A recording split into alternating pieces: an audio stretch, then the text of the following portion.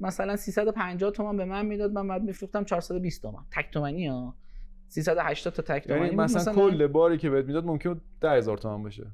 من یادم یه روز خیلی دیگه فروختم 7300 تومان، مثلا از شهر ری اومدم تا میرداماد کلی همه مغازه ها رو رفتم 7300 تومان فروختم که مثلا 7300 تومان 700 تا تک تومانی سود کرده بود. من حالا اون موقع اینجوری 2 1 سلام خدمت همه بینندگان و شنوندگان عزیز. من فرهاد مفیدی هستم. در تلاشم تا با ثبت مدل ذهنی افراد موفقی که داخل ایران تونستن مدارج موفقیت رو طی کنن، توی صنعت، توی بازرگانی، توی تجارت، توی شرکت داری، این افراد رو میاریم تو پادکست و سعی میکنیم با سوال جوابایی که ازشون میکنیم اون مدل ذهنیشون رو بفهمیم، درک کنیم و ثبت کنیم و ارائه بدیم به نسل بعدی. من با مطرح کردن این نکته خدمت همه این دوستانی که قراره تو این پادکست باشم ازشون خواهم خواست که خالصانه، صادقانه، اونجوری که میتونه کمک کنه به نسل بعدی توی صنعت، توی بازرگانی، توی شرکت داری، هر آنچه که توی ذهنشون هست و نسبت به اون سوالا جواب بدن. دیگه هنر ماست که بتونیم از اون سوالا و از اون جوابا چیزهایی رو درک کنیم برای اینکه بتونیم بهتر زندگی کنیم، موفق‌تر بشیم توی این کشوری که یه مقدار چالش داره. نکته‌ای که داره، من اصلا دوست ندارم فضامون سیاسی باشه، به هیچ وجه تو فضای سیاست نیستم من، و از طرفی خیلی طرفدار امیدواری هم توی هر شرایطی. انسان‌ها تو دوران‌های مختلف بسیار بسیار شرایط بد و نابسامانی رو تجربه کردن و امید تنها راهیه که میتونه آدمو زنده نگه داره و به سمت جلو ببره. من دارم سعی میکنم انرژی، امید و مدل فکر کردن این دوستان رو برای اینکه نسل بعدی بتونه بهتر و بهتر زندگی کنه ازشون یاد بگیرم و به شما منتقل کنم.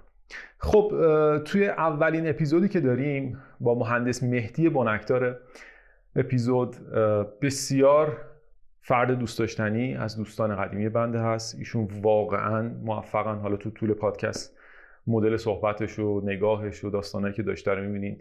بسیار چالش داشته توی کشور و اتفاقات مختلف که اونا رو بعداً در موردش صحبت می‌کنیم، ولی تو همین مسیر از منفی چند صد میلیون به یک کارخونه تو ایران و دفتر و تشکیلات همسن منه رسیده و در حال گسترش کارش توی خارج از کشورم هست و کارخونه داره در خارج از کشور ثبت میکنه و تأسیس میکنه توی کار LED چراغ و چراغ‌های نمای ساختمان و داخل ساختمان. اکثر یک سری از چراغ‌های نمای ساختمان اصلا ابداعیشونه توی ایران و بسیار فرد جذابیه. حالا دیگه من وقتتون رو نمیگیرم، حتما پیشنهاد میکنم این اپیزود رو ببینین که اولین اپیزودمونه و بریم سراغ مهندس مهدی بنکدار.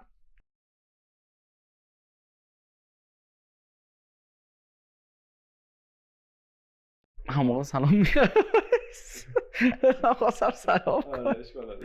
دوباره 3 2 1 برداشت 2. سلام عرض میکنیم خدمت مهندس مهدی بنکدار عزیز. سلام فراد جان، خوبی؟ ما یه زحمتی دادیم خدمت جا مهندس، مزاحمتشون شدیم در مورد اینکه مدل ذهنی تو کشف کنیم. مدل ذهنی مهدی رو میخوایم کشف کنیم. ما در خدمتتون هستیم. مهدی از دوستان بسیار عزیز بنده است، لطف کرد که اومد توی این برنامه و تجربیات بسیار گرانبهایی داره مهدی و ما طی سوالهایی که میخوایم ازش بپرسیم میخوایم بفهمیم که چه جوری تونستی این مسیر رو بری جلو. اعتقادی که ما داریم توی این مجموعه اینه که همه سرنوشت انسان‌ها بر اساس تصمیماتیه که روزمره میگیره، تصمیمات کوچیک و بزرگ، و تصمیمات بر اساس مدل ذهنی درست میشه، یعنی گرفته میشه و دنبالیم که کشفت کنیم. باعث افتخاره. اولین سوال برای اینکه دیگه سریع بریم جلو تو این تایمی که داریم، اولین سوال اینه که آقا سوخت حرکتی و انگیزت چیه و چه جوری تزریق میشه توت؟ ببین فراد جان، دیگه یه هدفی رو انتخاب میکنی. هر کس به نوبه خودش توی زندگی خودش نسبت به اون ایدئال هایی که داره یه هدفی رو مشخص میکنه و شاید نه هدف نهایی نباشه، هدف هایی تو زندگی خودش قطعا میخواد پارت به پارت بره جلو. یه هدفی رو تو توی زمان بندی مشخص انتخاب میکنی و برای رسیدن به اون هدف نقطه گذاری میکنی. رسیدن به این نقطه ها و رسیدن به اون هدفی که نهایی انتخاب کردی خودش یه انگیزه میشه برای اینکه این راه رو بری، برای اینکه این نقطه به نقطه بتونی این راه ها رو بری. برای خودت روزانه فکر کردن به این نقطه گذاری هایی که میگی برای هدف انگیزه میشه برای اینکه اگر روزمرگیت سخته انگیزه خوبی داشته باشی بتونی تحمل کنی، انگیزه میشه که بتونی تلاش بیشتر کنی، انگیزه میشه برای نقطه به نقطه بتونی هدف‌ها رو جلو ببری. میتونی مثال بزنی از گذشته‌ات؟ آیا هدف گذاری داشتی و بتونیم بفهمیم مثلا نقطه گذاری یعنی چی؟ مثلا یه هدف بزرگی داشتم بعد نقطه‌اش ممکنه خیلی کوچیک باشه. از خیلی عقب‌تر میرم جلو. آره خیلی عقب‌تر میرم جلو. مثلا میگم اصرارمون اینه که تو این فضا اینه که قرار نیست تو آدم دست نیافتنی باشی. قراره یه آدمی باشی که مثل همه ممکن هدفات کوچیک باشه. مثلا میگه آقا من یه هدف قدیمی این بود که فلان کار بکنم. این هدفات ببین فرهاد مثلا میگم از خیلی قبل‌تر شروع میکنم، از زمانی که مثلا حتی شاید دبیرستان بودم و خب اون موقع کار رو شروع کردم. یه هدفی تو ذهن خودم حتی اون موقع اومدم گذاشتم که من دوست دارم یه بیزینسمن بشم. حالا نه بیزینسمن تو بگی یه چیز رویایی یا نه، دوست دارم مثلا تجارت کنم و اون موقع مثلا دبی رو به عنوان تو ذهنم اون موقع رو دارم، چون گفتیم مثال بزن که با دبی بتونم کار کنم و حتی توی راهنمایی‌های تلاشایی کردم و خب خیلی دوست داشتم که بتونم به عنوان یه تاجر بتونم جنس بیارم مثلا از دبی و بفروشم. تصورش می‌کردی؟ آره خیلی که مثلا من دیگه غیر منطقی نیست تصور کردن، خیال پردازی بیهوده نیست، چیزی خارق العاده نیست. مثلا من نگفتم میخوام سوار میباخ بشم، مثلا اون موقع رو دارم میگم. نه، من یه سری جنس از دبی بتونم بیارم. یه کسی بودم که مثلا سوم دبیرستان بودم و این رو خیال پردازی می‌کردم و خیلی هدف گذاری کردم که من دوست دارم این کارو. بابت اینکه بخوام این کار رو انجام بدم، خب پس باید یه کاری رو شروع کنم که بتونم تجارت بکنم. حالا اون موقع رفتم دنبالش، با یه فردی آشنا شدم که ایشون از دبی دقیقاً جنس می آورد و من اون موقع بازاریابی میکردم. یعنی میرفتم بازاریابی میکردم و جنسای اون رو میفروختم. ایشون از دبی می آورد، من وارد یه شاخه از یه شغلی شدم که اولا بیسش تجارته، که من تو اون کار اول باید خبره بشم، اول باید بازاریابی کنم، اول بشناسم جنسو، اول بدونم اصلا فروش یعنی چی، اول بدونم کسب و کار یعنی چی، تجارت چه شکلیه، چه جوری بتونم با مشتری ارتباط برقرار کنم. خب پس من باید برم زیر دست یکی اول شاگردی کنم، باید برم زیر دست یکی اول تلاش کنم، به یه نتایجی برسم، یه فیدبک هایی بگیرم. منی که تا حالا تو بازار نبودم ولی دوست دارم بیزینسمن بشم. پس یه نقطه گذاری، من دوست دارم از دبی یه تجارتی در راه بندازم. حالا بیس اول، پس اول برم یه کاری رو شروع کنم که بیسش تجارت باشه. مثلا میگم نمیگم کار بدیه ها، ولی منی که هدف گذاری کردم برای بیس تجارت و اینکه مثلا از دبی جنس بیارم، نمیرم مثلا شاگرد مثلا یه ساندویچ فروشی بشم. حالا یعنی ما چیزی که خلاصه بخوام بگم ما یاد گرفتیم اینه که اگر میخوایم یه کاری بکنیم، یه هدف گذاری بلند مدت میکنیم، شروع میکنیم خورد کردنش و تو مسیرش هدف گذاری میکنیم.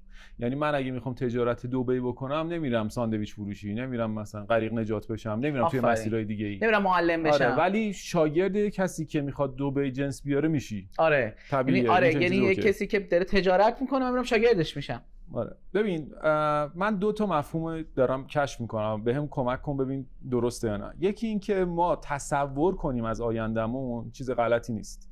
یعنی این که من یعنی رو بگم که آقا من میخوام یه بیزنسمن بزرگ بشم، بیا این بشه سوخته. میخوام رویا نذاری. شاید رویا واسه که خیلیا دست نیافتنی. آره دست نیافتنی. یه به قول همون هدف خیلی خوشگل تره. یه هدف بالاتر. اون موقعی که تو سوم دبیرستان به بیزنسمن دبی فکر می‌کردی، دست نیافتنی برام نبود. تو حست اعتماد به نفسش که میرسی، که باید برسم. باید برسم.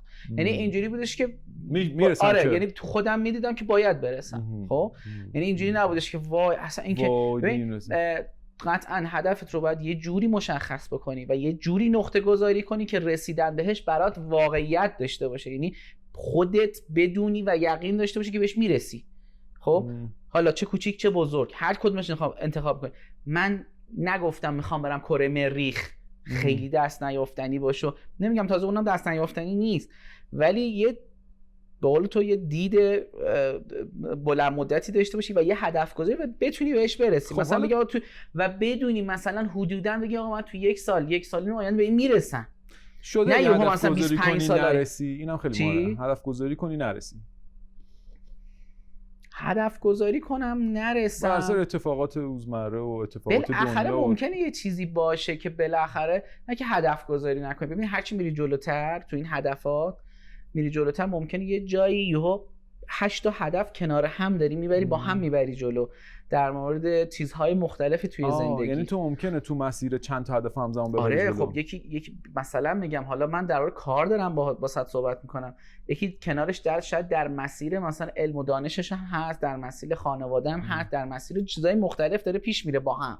خب ممکنه یکی از این هدف‌ها یه مقدار کم رنگ‌تر بشه، یه مقدار یه هدف دیگه‌ای پررنگ‌تر باشه، یه اتفاقاتی بیفته. من نمیگم که یهو اگه به یه هدفی فکر کردی تو یه مسیر رفتی و دیدی واقعا نمیشه، بگی دیگه دل سرد بشی دیگه نمیتونم هدف گذاری کنم.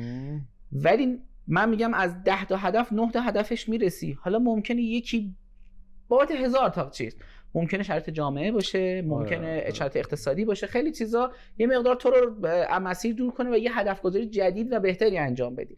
ولی من خودم نظرم اینه که البته نسبی همه اینها، نظرم اینه که اگر یک هدفی رو تو برای خودت یقین پیدا کردی که آقا این خوبه برات و باید به این هدف برسی و باید نیازته که برسی و تکامل تو رشد تو این هدفه، بدون اینکه دیگه قبلش هم مشورتاتو کرده باشی، تحقیقاتو کرده باشی، دیگه تو مسیر نباید زیاد به چیزای دیگه توجه کنی. اون انگیزه تو بگیری و آره، چون موجی که توی مسیر هست، تلاطمی که تو مسیر هست زیاده. 2 تا سوال کوچیک دارم.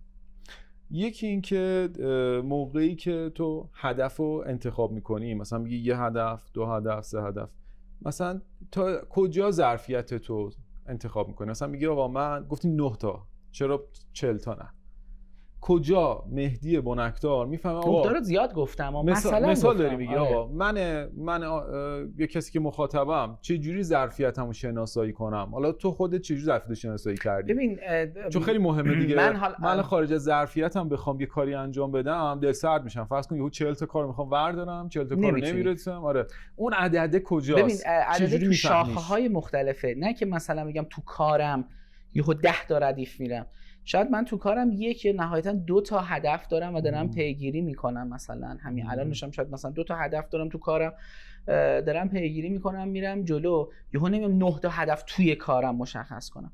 ولی خب این هدف گذاریه خیلی مهمه که اگر تو هر قسمت یه هدفی میذاری و انگیزه میگیری که به اون هدف برسی، تعداد هدفات زیاد بشه، انگیزه‌هات هم کوچیک‌تر میشه و رسیدن به اون هدف نهاییت هم کمتر میشه. توصیه داریم که هدف‌ها کمتر تعداد باشه. هدف‌ها کمتر، نه بگیم آقا مثلا 100 تا بکنیم 50 تا هم زیاده. در حد انگشت شمار 1 دست، یعنی مثلا 3 تا 4 تا هدف‌هایی که مختلف شاید تو جهت‌های مختلف مثلا باشه. شاید یکی مذهبی کنار کارش باشه، مثلا دوست داره لحاظ مذهبی، لحاظ حالا هرچی اجتماعی به یه قسمتی داره، کاری و اقتصادیش هم داره بره. این 2 تا هدفو داره پیش میگیره میره جلو. ولی اینکه بگی 4 تا اینجا دارم 5 تا اونجا دارم، نه، اینا باعث میشه هدفات کوچیک باشن، دید بهش و فکر کردن به اون هدف و انگیزه های کمتری برای تو ایجاد کنه، واسه همین رسیدن به اونها هم دست نیافتنی تر باشه. آقا واقعیت، آیا روزانه به اهدافت فکر میکنی؟ من آره، هر روز.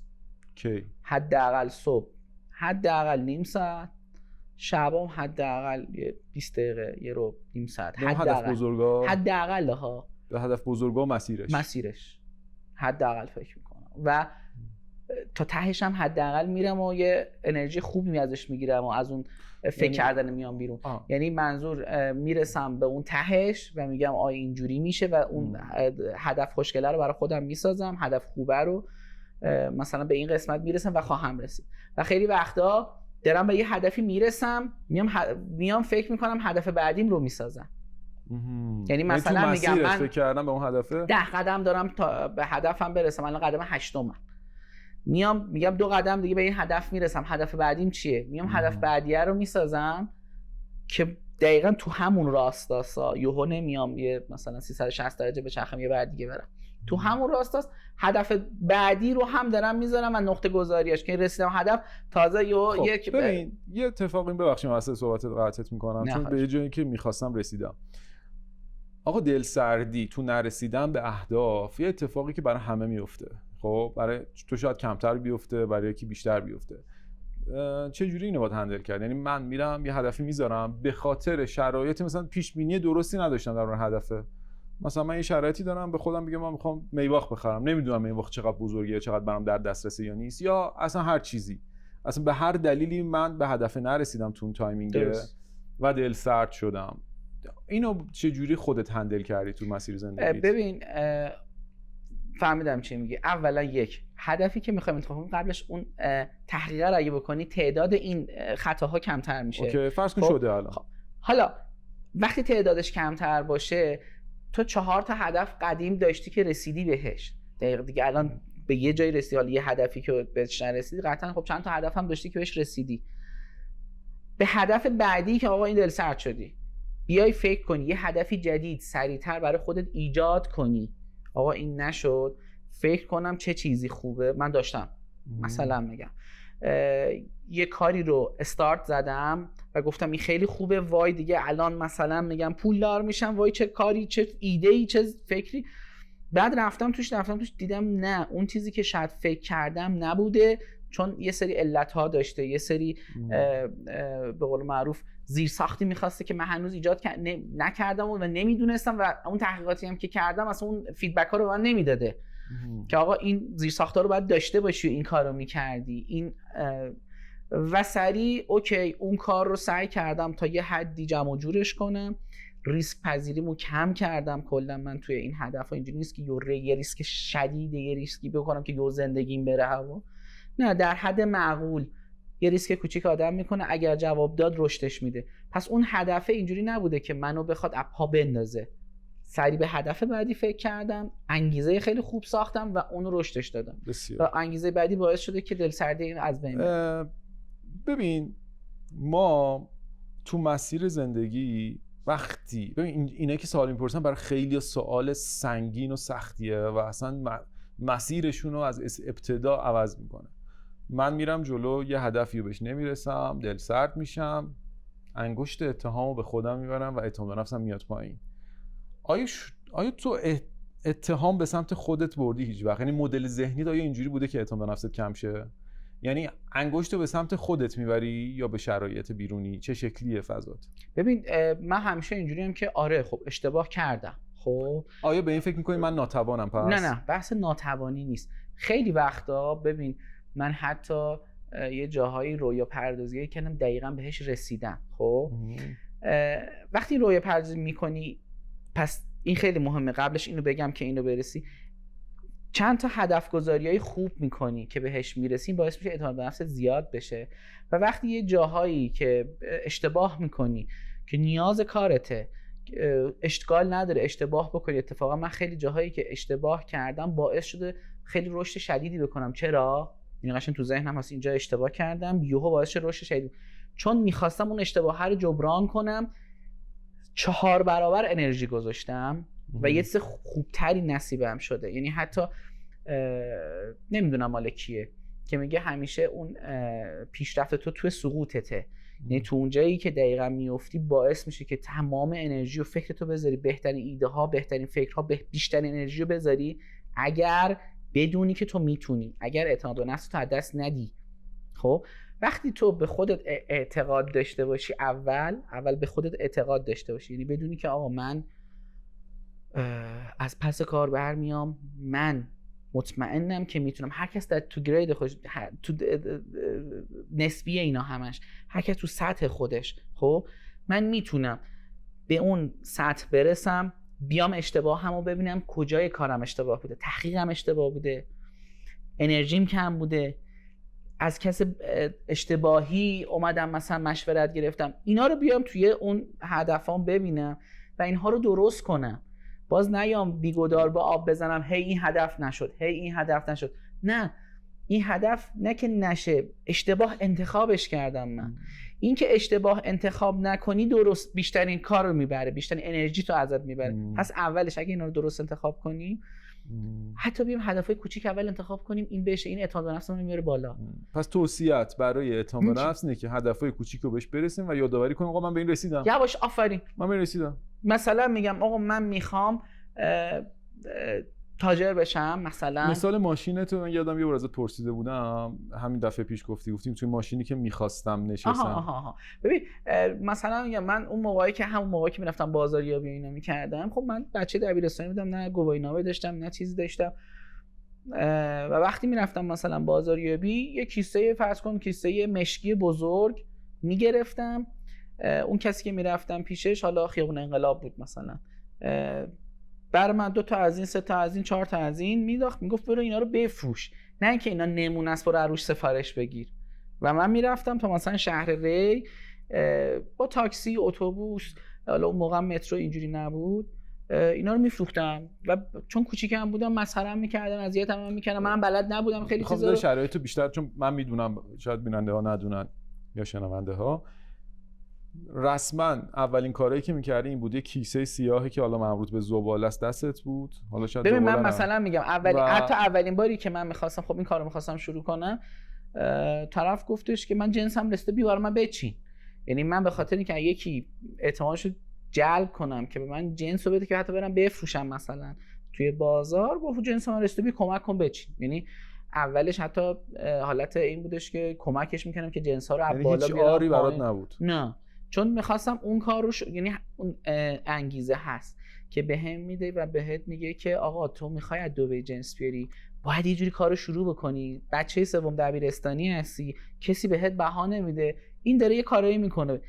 یادمه انقدر 2 بار 3 بار براش بار چیدم، براش بار آوردم، بعد بهم جنس نمیداد. یه بار دیگه گفتم آقا من وایستم، میومدم دم دفترش، بعد میگفت نیستم، میرفتم.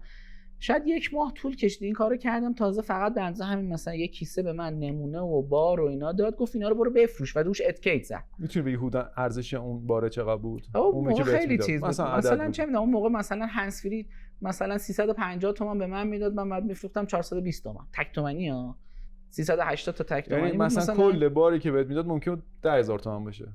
من یادم یه روز خیلی دیگه فروختم 7300 تومان، مثلا از شهر ری اومدم تا میرداماد، کلی همه مغازه ها رو رفتم 7300 تومان فروختم که مثلا 7300 تومان 700 تا تک تومانی سود کرده بودم. من حالا اون موقع اینجوری بود. خب ولی خب شروع کردم، یعنی حتی موقع کنکورم هم این حالت رو ادامه دادم و خب دوست داشتم این حالت انجام بشه. و بعد برام نبود که بگم آقا من میرم مثلا بازاریابی میکنم، من مثلا این کارا رو انجام میدم. ما تایممون رو میخوام مدیریت کنم. چند تا مدل ذهنی ناکارآمد الان تو ذهنت هست بگی؟ مثلا آدمای اطراف دیدی اینجوری بودی که این چه وضع فکر کردن، این چه وضع تصمیم گیریه؟ ببین چند تا موضوع مهمه برای من. اینکه یک، این خیلی باز دارم تاکید میکنم، افرادی که بلند پروازی میکنن با اینکه هدف خوب قرار میدن خیلی فرق میکنن. گفتم رویا، بعضی رویا پردازی میکنن به نظر من.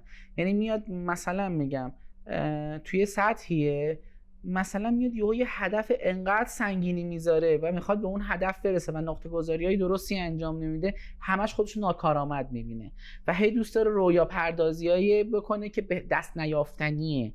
یعنی مثلا میگم گفتم بهت هدفهای رسیدن، مثلا آقا من میخوام از دبی جنس بیارم، چیز خاصی نیست. خب مثلا نمیدی بگی من میخوام برج بسازم. آفرین. یهو من نگفتم که من که سوم دبیرستانم، من میخوام مثلا میگم تا 2 سال آینده تایمش مهمه. آره من گفتم مثلا ممکنه تو 10 سال دیگه برج بسازی مثلا، دارم میگم. آره ولی مثلا تا 2 سال آینده. آره. ولی افرادی رو دیدی که تو مدت زمان کوتاهی میخواستن یه چیز خیلی رویایی برسن. من اون موقع که همین بازاریابی میکردم، حالا یه استادی داشتم که یه کسی داشتم که باهاش مشورت میکردم، خیلی جالب گفت ان شاءالله مثلا 2-3 سال آینده مثلا یه دفتر داشته باشی توی مثلا ساختمون از این شیشه‌ای اداری و از این جور چیزا.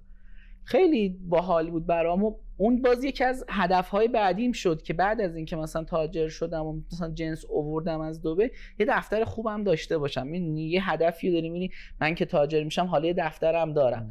حالا که کارو شروع کردم تو دیده بودی یه دفتری داشتم که توی حالا خیابون اندیشه بود و اینها و خب توی ساختمون خیلی شیک و حالا نسبت به روزی بود و با دفترم اونجا داشتم. این هدف ها که وقتی میری تو اون ساختمون میگیم بهش رسیدی. پس یکی که یه بلند پروازی شدید داشته باشه خیلی بده. یکی که هدف گذاری کرده صبح پا میشه باید برسه به اون نقطه بعدی، باید تو ذهنش یقین داشته باشه باید برسه و میرسه. خب یعنی من وقتی نقطه گذاری کردم انرژی قدرت خودم رو دیدم و نقطه گذاری کردم، تمام شخصیت خودم رو میدونم و نقطه گذاری کردم. حالا من صبح پا میشم امروز حالا بخوابم، حالا امروز اون مشتری گفته حال ندارم جا پارک نیست خب جا پارک نیست، حالا بریم یه روز که جا پارک بود میرم مثلا پیشه، مثلا دارم بازاری شو دارم مثال میزنم. این یعنی هدف درست نیست، انگیزه درست نیست. هدف اگر درست باشه آفرین انگیزه‌ای به شما میده که ثانیه به ثانیه بهش فکر میکنی و میخوای دقیقه زندگی یه چیزی باشه به اون سمت ببره تو. وقتی اینجوری باشه هم انگیزه‌ای و قطعا میرسه. وقتی تو درست هدف گذاری کرده باشی اصلا امکان نداره پس من اگر مستمرا دارم به اهدافم نمیرسم میتونیم بگیم هدف گذاری غلطی دارم انجام میدم. شاید هدفی که قرار میدی هدف یا انگیزه‌شو ندارم یا تواناییشو ندارم. هدفی که قرار میدی برات انگیزه ایجاد نمیکنه. پس تو مشکلم تو هدف گذاریه. ببین اولا که شما قطعا میگی باید هدف گذاری بشه، اصلا بدون هدف گذاری نریم جلو، چون انگیزه اون وقت نداری بخوای بری جلو. اگه برای پیشرفت میخوای یه موقع هست تو میگی من هیچ هدفی نمیخوام بشه، میخوام همینجوری زندگی کنم. نه، برای آدمایی که میخوان موفق بشن باید هدف داشته باشن 100%. یه هدفی باید داشته باشه که به واسطه اون یه انگیزه‌ای براش ایجاد بشه. بسیار عالی. چون تایمت محدوده من چند تا سوال دارم که جواب کوتاه باید بهش بدی، خیلی درصد. از 1 تا 100 فرصت کارآفرینی در ایران رو چه عددی میدی؟ بگی اینا رو همه نه یه عدد بگو. از 1 تا 100 چند میدی؟ فرصت کارآفرینی در ایران چند میدی؟ برای یک ایرانی 80 فرصتی که بتونی کارآفرینی بکنی. از 1 تا 100 به دانشگاه ایران برای تربیت یک فرد متخصص و کاربلد چه عددی میدی؟ 1 تا 100 10 از 1 تا 100 به اخلاق تجارت در ایران چند میدی؟ 2 آره. از 1 تا 100 در مورد اعتماد کردن به افراد توی آشنایی اولیه چند میدی؟ یه خود واضح تر بگو. یعنی تو خارج من میدم راحت میشه اعتماد کرد، یعنی کمتر منفی هم میشه دا؟ منفی میخوای بدی؟ آره من صفرم. صفر میدی؟ یعنی اعتماد نمیکنی مگر اینکه اعتمادی ایجاد شده باشه. نه اعتماد ایجاد نشده تو فرست ایمپرشن. آره من صفرم. من میگم من که فیدبک داشته باشم، ولی نه تازه اومدی سلام علیکم نشستی. من صفرم. اگه تو اروپا باشی 80 تا اعتماد میکنی. مثلا یه شرکتی طرفداره ببین آره تو ایران هم شرکت داره ها. صفر باز میگم فیدبکشو باید میگم ببینیم. فیدبک نداری، نه تو ایران فیدبک داری نه تو خارج. تو ایران متاسفانه اینجوری شدم، نمیدونم چرا. طبق تجربیاتی که داری. تجربیاتی که دارم و اروپا هم طبق تجربیاتی که دارم. باز شاید مثلا اروپا رو بگی الان مثلا آسیا دوباره این بشه مثلا منفی. فرهنگ کاری آدما تو ادارجات ایران رو از 1 تا 100 چند میدی؟ خصوصی دولتی؟ 1 تا 100 40 دولتی؟ منفی. آره مرسی. این منفی که میگم بابت این میگم که یعنی دیدی به چشم. آره یعنی و نمیتونم یه چیزایی رو بگم. و اینکه کمک، حالا اینو شاید خوب نباشه بگیم ولش کن، آیا از 1 تا 100 دولت ایران رو چقدر کمک کننده میبینی برای اینکه بتونی یه کارآفرینی بکنی؟ 1 تا 100. من حداقل تو چند سال اخیر توی کار تولید یا تجارت چیزی ندیدم غیر از این که حالا یه حتی صدهایی گذاشته بشه میدونم که به خاطر اینکه جلوگیری کنن از یه سری موارد دیگه ولی خب میخوام بگم چون از چرا به این واسطه ولی صفر. آره ببین 2 تا سوال دیگه مونده و حرف آخر. آدم مداومت توی کاری داشته باشه خوبه یا تغییر ایجاد کنه هی برای فرصت جدید؟ این خیلی نسبیه. خب یه وقت هست تو یه راهی رو رفتی تو کار خودم منم دیدی من بعضی موقع‌های شیفت دادم حتی کارمو کلا حالا شاید یه مقدار بحث الکتریکالش بوده مثلا یه چیزای عوض شد تا یه جایی میری میبینی اولا مداومت تو اون کار خیلی خوبه. یعنی اولا که تو هی شاخه به شاخه انجام بدی نمیتونی یه کاریو به بهترین قسمتش برسی، نمیتونی تو پرفکت بشی تو اون. بستگی داره جواب این سوال کوتاه بخوای جواب بدی؟ نه بستگی داره که چه کاریو انتخاب کردی و تو تا کجاش رفتی. یه موقع هست تو انقدر مداوم اومدی بالا درآمدم هم دارم، خب آیا تو نسبت به رشدی که باز داری میکنی این کار توانایی داره که با تو بیاد؟ اگه داره ادامهش بده خیلی بهتر میشه تا اینکه یه شاخه دی. اگه تو اینجا رسیدی هی تو میخوای بری بالا، این مثل یه زنجیر یا مثل یه تناب تو رو هی داره میکشه پایین، کارتو عوض کن، یه کاری بکن که بتونی با اون هدفهای بلندتری داشته باشی. شما طرفدار کار بی‌وقفه‌ای، سخت کوشی یا کار هوشمند؟ یکیشو انتخاب کن. به نظرم جفتش باید با هم باشه. یه حالتی که با یکیش انتخاب نمیشه جفتش با هم باشه.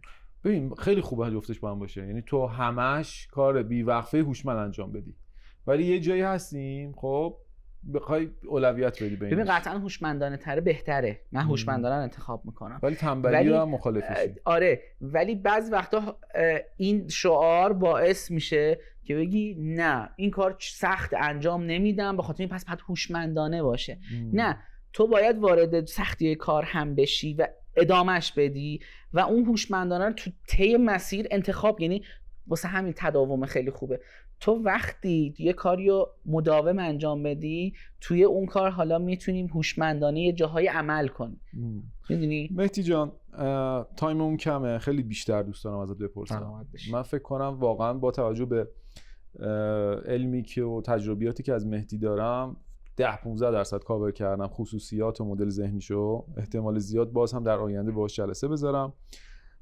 با توجه که تایم گفتی من خیلی محدودم، الان فقط یه حرف آخر اگه نکته چیزی داری میتونی حالا رو به دوربین یا به این دوربین یا به این دوربین نکته داری؟ یک نکته‌ای که باز می‌خواستم بهت بگم یکی هم هست به نظرم تو مسیر و اهدافی که داری خیلی خوبه افراد حالا خوبی هم کنار داشته باشی. حالا کلیت دارم میگم، چه از دوست باشه چه از خود چه میدونم برادر باشه خواهر باشه هر چیزی خیلی خوبه اگه داشته باشی و کنار مسیرت بتونی با اینها تعامل کنی و خب یه کسای ارزشمندی رو هم تربیت کنی کنار خودت و کنار خودت داشته باشی یا تربیت شده باشن و کنار خودت باشن و این باعث میشه که اون مسیرها و اون اهداف رو نه تنهایی توش احساس کنی یا اینکه بتونی با قدرت بیشتر بری. این خیلی مهمه اگر بتونی، نمیگم اگه نداشتی پس بذار کنار، فقط این نکته تو ذهنم بود که بتونم بگم.